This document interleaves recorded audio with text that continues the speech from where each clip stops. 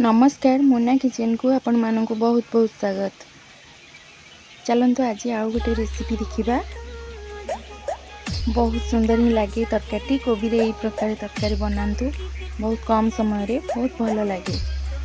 मुझे गोटे बड़ साइज रो कोबी नहीं से कोबी की काटी नवा स्क्वायर साइज यही भाव में देखते कोबी गुड़िक मुझे काटी नहीं ये गैस उपर गोटे कड़ाई बसई नहीं तादेह 2 चामच तेल दे कोबी गुड़िक भलसे भाजवाई पकईदे। मु आंच मीडियम ही रखी तो कोबी गुड़िक भाव में भाजी नेबी। तादेह मुझे 2टा आलू भी काटी तरकारी पकाइवाई तो से आलू 2टा भी भाजी नेबी। कोबी और आलू को यही भाव में भाजिकी मुझे काढ़ी नहीं मुझे गोटे कैप्सिकम और 2टा प्याज 4टा लंका नहीं भाजिकी भाजीदबा। से भाजी गला परे ताको बहुत से ड्राई कर भाजबानी तो हल्का की भाजी ताको काढ़ी नहीं मुझे कड़े ही आउ 2 चामच तेल दे 2टा तेजपत्र गुजराती आउ बटा जाइथिबा मसला देछि पियाज रसुण अदा। एठी मु सुखिला मसला देछि लंका गुंडा जीरा गुंडा धनिया गुंडा हलदी गुंडा लुण दे ताको भलसे कषि नबा। आम मसला कषी टे कलर भी आसला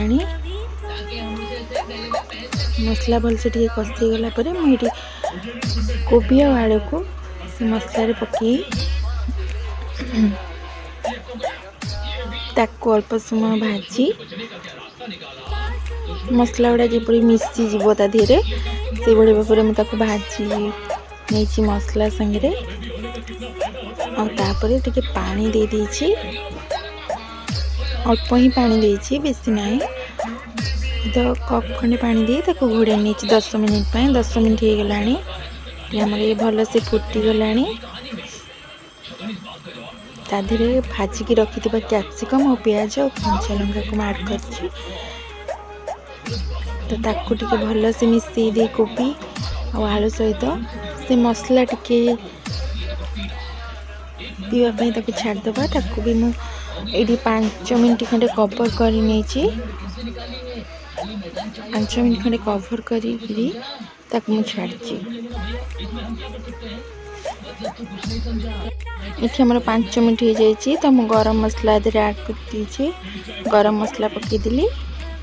एबे आमर प्रस्तुत हो गला कोबी आलूर ये तरकारी।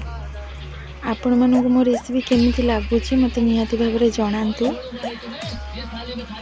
आदि भल लगुथिबो लाइक कमेंट और शेयर करने को जमा भी भूलिबेनी। आ मो चैनल जदि नुआ अछंती ताले मते निहाती भाव में सब्सक्राइब करंतु। रहुची नमस्कार जय जगन्नाथ।